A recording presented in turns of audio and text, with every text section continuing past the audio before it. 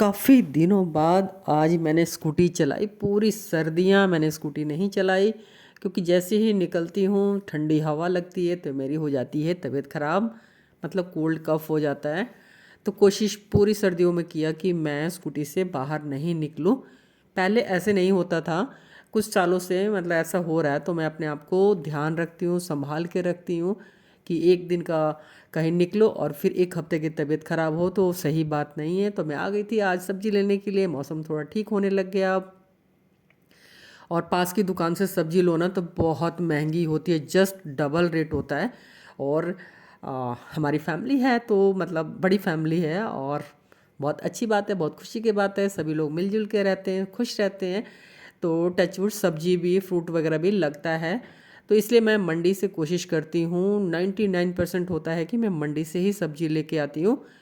बहुत इमरजेंसी होता है कि तो मैं गेट के पास तो मतलब दुकानें हैं, वहाँ से मैं लेके आती हूँ। लेकिन फिर वही बात है, रेट का बहुत फ़र्क पड़ता है, इसलिए मैं मंडी ही कोशिश करती हूँ कि चली जाऊँ। और सारी सब्जी वब्जी संभाल के रख लिया था। और ये एक लाइन वाटर है तो आज फिर इसको नया से बना रही हूँ, मतलब यूज़ करने के बाद ज़्यादा देर तक नहीं रखना होता है इसको, फिर फेंक के फिर मैंने नया बना लिया था। उसमें क्या क्या डाला था, आप जो भी सब्जियां घर में है ना वो डाल सकते हो। तो आज मैं गई थी सब्जी मंडी तो बहुत सारी सब्जियां थी, तो थोड़ा सा डाल लिया खीरा, थोड़ा सा डाल लिया पुदीना, थोड़ा सा गाजर, थोड़ा सा चुकंदर और धनिया पत्ता भी डाला और अदरक भी डाल लिया। जो भी आपके घर में सब्जियां हैं वो डाल सकते हो, ये हमारे हेल्थ के लिए बहुत अच्छा है। लेकिन जिनको किडनी की प्रॉब्लम है उनको नहीं लेना चाहिए। तो ये बना के रख दिया था। और छोटे साहबजादे की फरमाइश थी कि पाव भाजी उसका फेवरेट है। मैंने कहा कोई बात नहीं, और इसीलिए मैं 7 बजे चली गई थी सब्जी लेने कि आके फटाफट ना पाव भाजी भी बना दूंगी। तो ये हो रहा है इसका मसाला तैयार, पहले बहुत बार शेयर कर चुकी हूँ, फिर भी एक बार आपको बता देती हूँ। इसमें बारीक बारीक प्याज कट के सबसे पहले डाल लेना है। प्याज हो गया तो अदरक लहसुन का पेस्ट डाल देना है। जब वो भुन जाए तो टमाटर को पेस्ट डाल देना है। और टमाटर जब अच्छे से भुन जाए तो फिर पाव भाजी का मसाला डाल देना है। और साथ में बन रहा था मालपुआ, पति देव की फरमाइश थी, काफ़ी दिनों से कह रहे थे कि पुआ खाने का मन कर रहा था, साथ में वो भी बना दिया था। और आलू की तरी वाली सब्जी भी थी। तो अब फिर से आ जाते हैं पाव भाजी के ऊपर। तो पाव भाजी में सबसे जो मसाले अच्छे से भुन जाएंगे तो आपको डाल लेना है कश्मीरी मिर्च, अगर नहीं है तो कोई बात नहीं मत डालो। फिर मैंने डाल दिया पाव भाजी मसाला 2 चम्मच के करीब। आप अपनी सब्जियों के अनुसार डाल सकते हो, कम या ज़्यादा कर सकते हो, ऐसा कोई रॉकेट साइंस नहीं है। जब किचन में हम जाते हैं ना तो सब कर लेते हैं। और थोड़ा सा चुटकी भर मैंने डाल दिया था हल्दी पाउडर, थोड़ा सा लाल मिर्च पाउडर, और इसको फिर अच्छे से भून लिया था। और सब्जी हो गई थी ज़्यादा तो कढ़ाई पड़ रही थी छोटी, तो फिर मैंने बड़ा ही कढ़ाई में शिफ्ट कर लिया। और बन रहा है पाव भाजी वाला, तो फिर इसके साथ तो बटर तो डलता ही है। और सब अच्छे से मिक्स हो गया। थोड़ी देर पकाने के बाद फिर उसको ढक दिया। लेकिन फिर मैं गई पाव लेने के लिए तो पाव ख़त्म था शॉप पे। तो मैंने कहा कोई बात नहीं, ब्रेड से काम चलाते हैं। तो आप ब्रेड से भी काम चला सकते हो। और साथ में फिर उसी टाइम पति देव भी आ गए थे, मुझे भी खाना दे दो। तो उनको पुआ और मतलब गरम गरम पूड़ी बनाया और आलू वाली सब्जी दे के खिला दिया। हेलो जी, कैसे हो? अच्छे होंगे आप लोग, मैं भी बहुत अच्छी हूँ। और सुबह से सब्जी वब्जी लेके आई, अब जाके फ्री हुई हूँ। मतलब ब्रेकफास्ट लंच ब्रंच जो करती हूँ सारा कर लिया है। और थोड़ी थोड़ी ठंड है ना, तो ये थोड़ा सा कॉटन जैसा है तो ये पहना हुआ है। जो भी खाना मैं खाती हूँ ना, चाहे लंच हो चाहे ब्रेकफास्ट हो, उसके करीब 1 से 2 घंटे बाद में पानी पीती हूँ। तो अब लग गई है प्यास, तो चलते हैं पानी। पानी भी उतना ही पीना चाहिए जितना आपको प्यास लगती है। तो चलते हैं, वही अपना कलरफुल पानी पियेंगे। कलरफुल मतलब एक लाइन वाटर। और लाइफ में हमेशा ऐसा होता है कि किसी भी काम को कोई अगर करता है तो उसी काम को किसी को वो काम सही लगता है और किसी को वो काम गलत लगता है। तो कहने का मतलब ये है कि हर किसी का सोचने का, देखने का तरीका अलग होता है। जैसे कि ग्लास में अगर आधा ग्लास पानी है तो कोई उसको किसी और तरीके से देखेगा, कोई किसी और नज़रिए से देखेगा कि आधा ग्लास खाली है, कोई देखेगा कि आधा ग्लास भरा हुआ है। तो ज़िंदगी तो ऐसे ही चलने वाली है। आप जैसे भी रहो, जैसे भी कुछ करो, कुछ भी करो, एक टाइम में आप सबको खुश नहीं रख सकते। लेकिन हाँ, ये है कि आपको पता होना चाहिए कि आप क्या कर रहे हो और वो आपके लिए सही होना चाहिए। और बाकी ये है कि भगवान पे छोड़ देना चाहिए, क्योंकि और सबसे तो हम झूठ बोल सकते हैं, छुपा सकते हैं, लेकिन भगवान तो सब कुछ देखता है ना, उसको पता है कि आप क्या कर रहे हो। तो मैं तो हमेशा ऐसे ही करती हूँ कि क्योंकि अगर कोई सामने वाला आपके बारे में कुछ भी सोचता है और आप कितना भी उसको सफाई दे लो, अगर वो नहीं समझना चाहता है तो वो नहीं समझेगा। तो आपको जो सही लगता है, आप अपनी जगह सही हो तो आप उसको करो, और बाकी सारी चीज़ें तो ऊपर वाला देख ही रहा है। चलो चले हैप्पी चलो बैठ गए दोनों। चलो चल चल चल चल चलो चलो चलो जॉय चलेगा, हैप्पी चलेगा। लड़ाई नहीं लड़ाई नहीं लड़ाई नहीं। फिर बैठ गया, थक गया क्या, इतना छोटा सा तो है अभी। चल ये देखो। और आज थोड़ी बिजी रही तो गाड़ी की मेरी प्रैक्टिस नहीं हो पाई थी, तो घर में आटा नहीं था, तो मैंने सोचा कि चलो इसी बहाने आटा भी आ जाएगा और मेरी प्रैक्टिस भी हो जाएगी। लेकिन आप ये मत सोचना कि मैं सोसाइटी से बाहर गई थी, सोसाइटी के अंदर ही शॉप है, वहीं से लेके आई थी। अभी मैंने बाहर गाड़ी नहीं निकाली रोड पे, एक बार गई थी बेटे के साथ, बाकी जो हम वो सिखाते थे ना उनके साथ तो मैंने चलाई है। लेकिन धीरे धीरे हाँ मैं चला लूँगी, इतना तो मेरे के अंदर कॉन्फिडेंट हो गया है, क्योंकि मैं अपने आप अब कर लेती हूँ। और मेरे छोटे साहबजादे हैं, मेरे बेटे ने बोला हाँ मम्मी सही चला रहे हो, तो थोड़े थोड़े दिनों में आप रोड पे निकाल सकते हो। तो एक मतलब बहुत खुशी हुई मुझे सीख के। तो होता ऐसा है ना कि या तो मैं बैठी रहती कि यार अब इतनी एज हो गई क्या सीखना, या मैं सीखती। तो मैं तो हमेशा ये कोशिश करती हूँ कि कोई भी चीज़ मैं उसको सीख लूँ, चाहे स्कूटी चलाना था, चाहे मोबाइल में कुछ कुछ चीज़ें आती रहती हैं, तो मैं कोशिश करती हूँ कि उसको सीख लूँ। और इसी के साथ मैं ये बना रही थी अपने लिए मेहंदी, तो मैंने इसे शेयर कर लेती हूँ। पानी ले लिया, उसमें चाय पत्ती उबाल लिया। जब चाय पत्ती उबल जाए अच्छे से, मतलब 5 मिनट के करीब आपको उबालना है। जो भी आप मेहंदी लगाते हो ना, आप वो ले लो। लोहे की कढ़ाई है तो लोहे की कढ़ाई में ले लो, नहीं है तो नॉर्मल कढ़ाई में ले लो। ऐसा कोई आपको घबराने की ज़रूरत नहीं है, कोई रॉकेट साइंस नहीं है।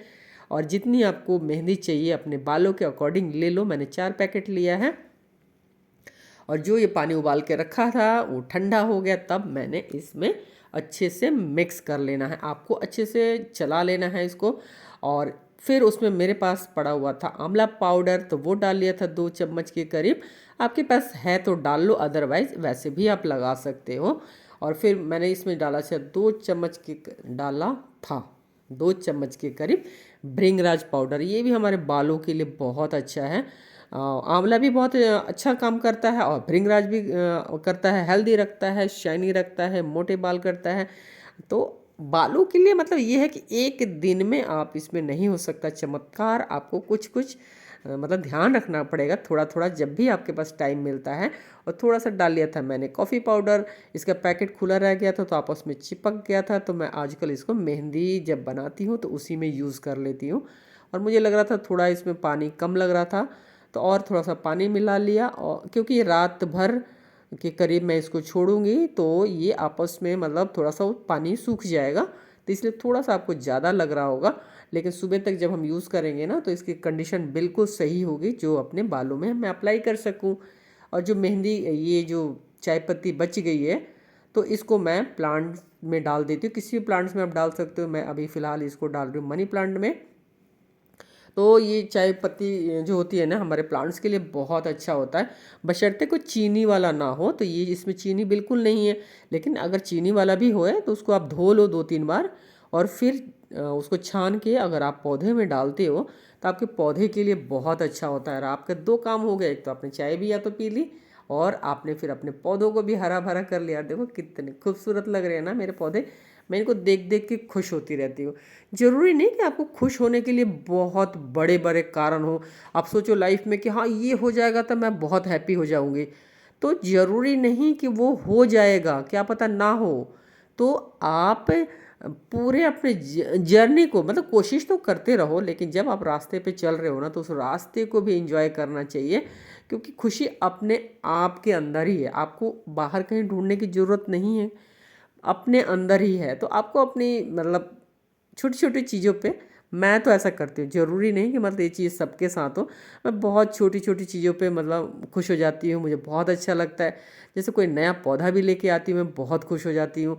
अभी ये मैंने बालकनी में जो छोटी सी लड़ी लगाई है, तो एक बहुत दिनों से मैं सोच रही थी, जब पूरा हुआ तो मैं बहुत खुश हुई। कभी कभी कोई मेरा म्यूज़िक मनपसंद होता है, तब भी मैं बहुत खुश हो जाती हूँ। तो इसके अलावा कोई रास्ता नहीं है कि कोई भी आपको खुश रखेगा। दिन भर आपका ध्यान रखेगा, अरे क्या हुआ, आप बहुत उदास हो। तो अपने आप को खुश रखना है, और खुश रखने के तरीके भी आपको ही तलाश करने होंगे। और ये फिर मैंने डिनर वगैरह कर लिया था और पी लिया था मैंने पानी। तो अब मैं आज कर रही थी, मतलब मैं डेली जो अपना स्किन के लिए करती हूँ, तो मैंने सोचा आपके साथ एक बार शेयर कर देती हूँ। और अगर आप लोगों को मेरा ब्लॉग अच्छा लगता है ना, तो प्लीज़ सब्सक्राइब कर दिया करो, लाइक कर दिया करो, और शेयर भी कर सकते हो। तो सबसे पहले मैंने अपना जूड़ा बना लिया, क्योंकि बाल इधर उधर हो रहे थे। और फिर बायोडर्मा का मैं क्लींजर यूज़ करती हूँ, बहुत ही बढ़िया है। आप कॉटन पैड में ले लो जितनी आपकी रिक्वायरमेंट है, और फिर इसको धीरे धीरे आपको अपने फेस पे, आइज़ वाले एरिया पे, नेक वाले एरिया पे अच्छे से आपको ऐसे गोल गोल घुमाते हुए आपको अच्छे से क्लीन कर लेना है। और आप करके देखना, आप ऐसा मतलब किसी दिन देखना कि आज मैं बाहर नहीं गई और घर में हूँ, तो क्या ज़रूरत है, लेकिन आप घर में रहते हुए भी क्लीन करना इस तरीके से। तो आपके स्किन से बहुत सारा ऐसे डस्ट निकलेगा, जो कि हम घर में रहते हैं तो भी आ जाता है। और हमारे स्किन को क्लीन करना बहुत ज़रूरी है। एक एज के बाद तो अगर हम ये सब चीज़ें नहीं करेंगे, तो हमारी स्किन बहुत सैगिंग, ऐसे मतलब अजीब, ऊपर की जो लेयर होती है ना, तो ऐसे दिखने लग जाएगी, अनइवन दिखने लग जाएगी। तो ये बहुत ज़रूरी है। तो मतलब बहुत ज़्यादा तो मैं नहीं करती हूँ, लेकिन बेसिक वाला कोशिश करती हूँ कि कर लो। मतलब डेली तो करती हूँ। मतलब होता है कि हाँ, साल में एक दो दिन छूट गया कि भाई नहीं कर पाई या बहुत बिजी हो गई, लेकिन हाँ, कोशिश होती है कि अच्छे से मैं जो बेसिक वाला है स्किन केयर, वो मैं करके सोऊं। तो फिर इसको अच्छे से आपको क्लीन कर लेना है, और क्लीन करके देखोगे ना, तो आपका खुद देखोगे कि उसमें कितना सारा डस्ट निकलता है। फेस को क्लीन करने के बाद अपने फेस को गीला कर लेना है, पानी से धो लेना है।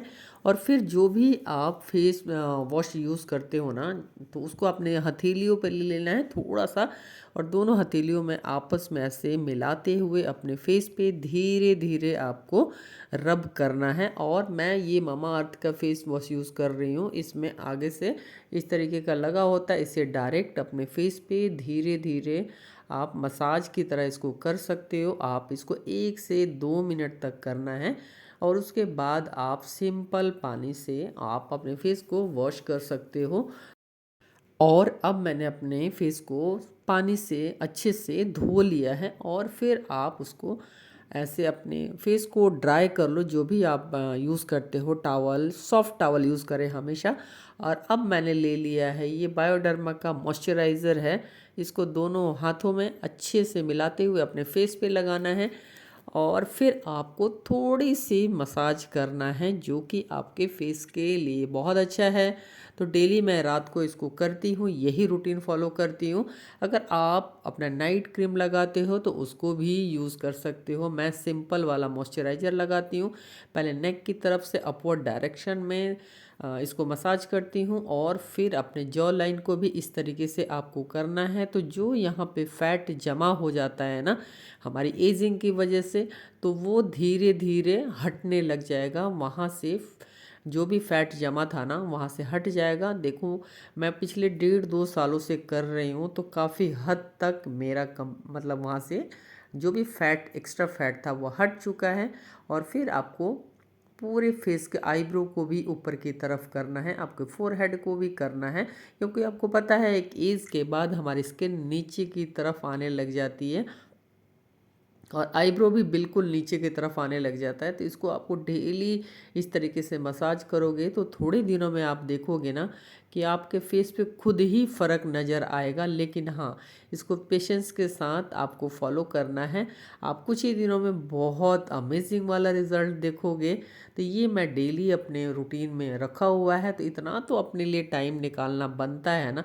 पूरे दिन तो हम लोग बिज़ी रहते हैं, दूसरों का ध्यान रखते हैं, पूरे परिवार का, घर का, बच्चों का, पति देव का, पूरे घर का ध्यान रखते हैं।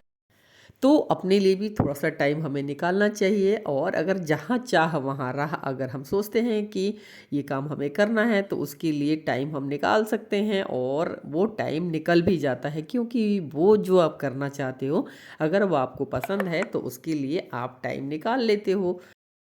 मैं छोटा-सा जो स्किन केयर मैं खुद अपने लिए करती हूँ वो आपके साथ शेयर किया है। तो thank you for watching my blog. Bye bye.